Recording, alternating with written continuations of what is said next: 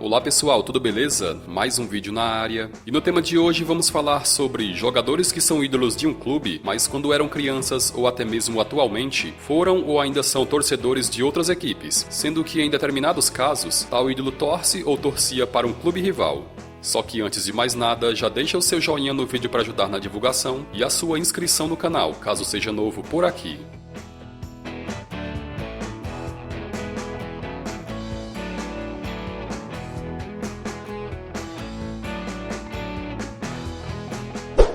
Um dos maiores jogadores da história do futebol brasileiro nas décadas de 50 e 60, Mané Garrincha iniciou a carreira no Botafogo em 1953 e pelo clube conquistou vários títulos, tendo marcado 245 gols em mais de 600 jogos. Foi de fundamental importância nas conquistas da Copa do Mundo de 58 e 62, assumindo protagonismo no bicampeonato após a lesão de Pelé. Deixou o Glorioso em 1965, aos 32 anos, e a partir daí começou a rodar por vários clubes sem o mesmo brilho, passando por Corinthians, Júnior Barranquilla, Portuguesa Santista, Novo Hamburgo, Flamengo e Olaria, onde encerrou a carreira.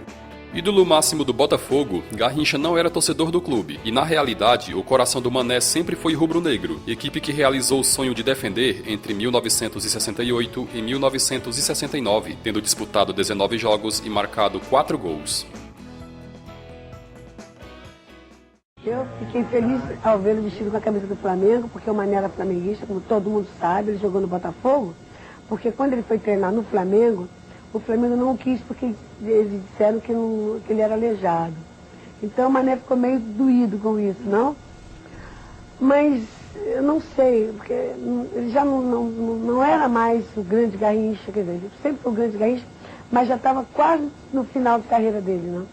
E eu gostaria de ter visto o Mané com a camisa do Flamengo mesmo, na época que ele estava bom.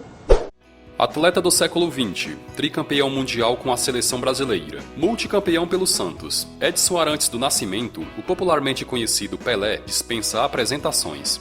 Nascido na cidade de Três Corações, no estado de Minas Gerais, o ex-atacante atuou profissionalmente durante 20 temporadas e ao todo marcou mais de 1000 gols, vestindo além da camisa do Santos e da seleção, a do New York Cosmos dos Estados Unidos. Embora bastante identificado com o time da Vila Belmiro, o rei na realidade é torcedor do Vasco, clube que chegou a vestir a camisa em 1957, emprestado pelo Peixe. O atacante fez 3 jogos pelo Cruz Maltino, todos eles válidos por um torneio amistoso, e ao todo marcou 5 gols, sendo que um deles foi num clássico contra o Flamengo. Vale lembrar que o gol 1000 de sua carreira foi marcado sobre o seu time do coração, em partida válida pelo Robertão de 1969. O time de meu coração sempre foi o Vasco. Eu gostei muito do Vasco, gosto muito do Vasco, entende? E o Corinthians, não tenho nada contra o Corinthians, entende? Mas não era. O meu irmão, inclusive, quando a gente jogava botão, às vezes, sobrava, às vezes, o nome do Palmeiras ou do Corinthians, e o meu irmão sempre pegava do Palmeiras, ele era palmeirense. Às vezes eu joguei, entende, quando garoto, com o time de botão, o nome Corinthians. Mas se eu tivesse que escolher, na época eu escolheria Vasco. Roberto Rivelino começou a jogar futebol no Corinthians em 1965 e pelo clube disputou exatos 473 jogos em quase 10 temporadas. Mesmo sem ter conquistado nenhum título de expressão pelo clube, o ex-meia atacante é considerado para muitos o maior ídolo da história corintiana. Além do timão, Rivelino também marcou época com a camisa do Fluminense, onde também se tornaria um eterno ídolo. Se aposentou em 1981 vestindo a camisa do Al Hilal da Arábia Saudita. Embora seja idolatrado por várias gerações de corintianos, o tricampeão do mundo em 1970 não é torcedor do clube, já que seu coração é alviverde. Descendente de italianos, Rivelino foi palmeirense na infância e até teve a chance de iniciar a carreira no clube, mas se sentindo desvalorizado nos testes feitos no Verdão, acabou desistindo e foi respirar novos ares.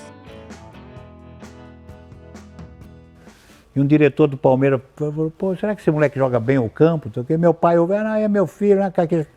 Aí deu um cartão pra mim. Pra mim tá aí, eu nunca neguei, eu era descendente italiano, né, como você falou. Eu era palmeirense, o garoto eu era palmeirense.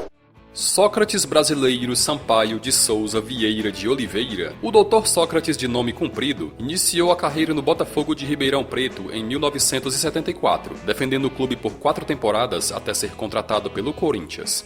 Em 1978, o jogador, que recém havia se formado em medicina, resolveu deixar Ribeirão Preto e ir para São Paulo, onde se tornaria um eterno ídolo do Timão, clube que conquistou 3 títulos do Campeonato Paulista, além de ter liderado o movimento da democracia corintiana.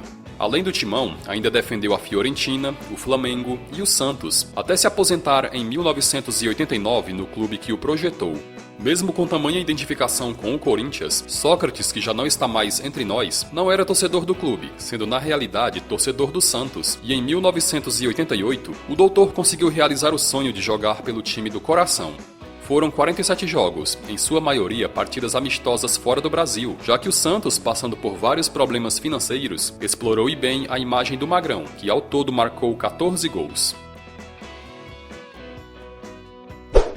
Ninguém na centenária história do Clube de Regatas Vasco da Gama marcou mais gols e disputou mais partidas que Carlos Roberto de Oliveira, o Roberto Dinamite. O atacante entrou em campo 1.110 vezes e marcou nada menos que 702 gols, e acredito eu que esses recordes, da forma como é o futebol atual, jamais serão quebrados.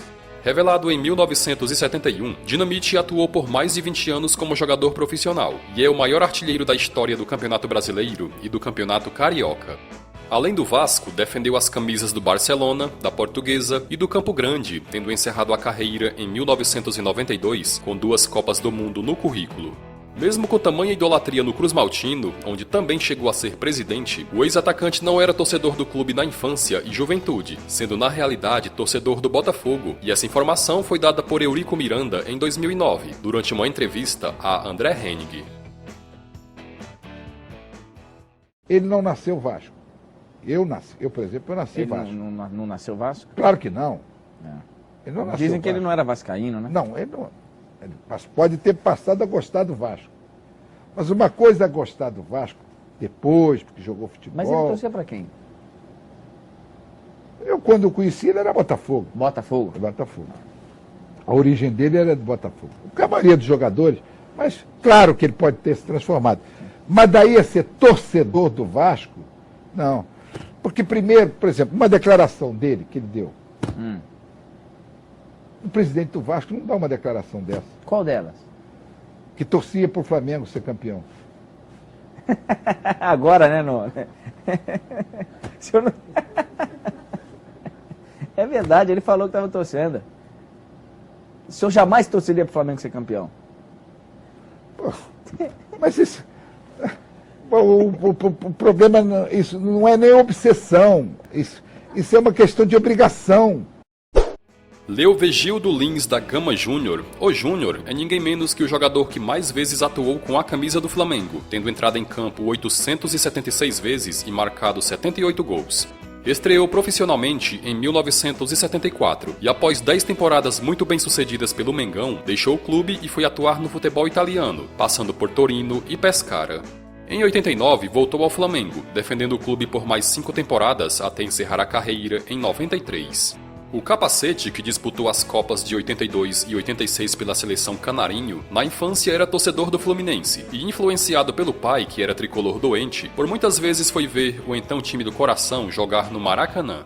Mesmo com o passado tricolor, Júnior construiu uma linda história no Flamengo, e não há quem diga que ele, em algum momento da vida, foi torcedor de outro clube que não seja o rubro-negro. Maior goleiro artilheiro da história do futebol mundial com 131 gols. Jogador que mais vezes vestiu a camisa do São Paulo com 1.237 partidas. Pentacampeão do mundo com a seleção brasileira em 2002. Definitivamente, Rogério Ceni é uma lenda viva e verdadeiramente um mito do futebol brasileiro e mundial. Revelado pelo Sinop do Mato Grosso em 1990, logo em seu primeiro ano como jogador profissional, foi campeão matogrossense e ainda naquele ano foi levado para o São Paulo para fazer um teste, onde acabou sendo aprovado e o resto é história. Nascido em Pato Branco, no Paraná, Rogério Ceni é filho de seu Eurides, gaúcho da cidade de Erechim, e por influência do pai, o ídolo tricolor por toda a sua infância e juventude foi torcedor do Internacional, chegando até a frequentar o estádio Beira-Rio, uniformizado com as cores colorada. Seu Eurides declarou que no começo da carreira de Rogério, o apelido do filho era Tafarel, goleiro revelado pelo Inter e que fez história na seleção brasileira. Hoje em dia, não dá pra afirmar que Ceni é colorado, depois de tantas emoções vividas com a camisa tricolor. Mas uma coisa é certa, seu pai ainda tem o sonho de ver o filho sendo treinador do seu time do coração. E chegamos ao final de mais um vídeo. Se você gostou, não esqueça de deixar o seu like junto com a sua opinião nos comentários.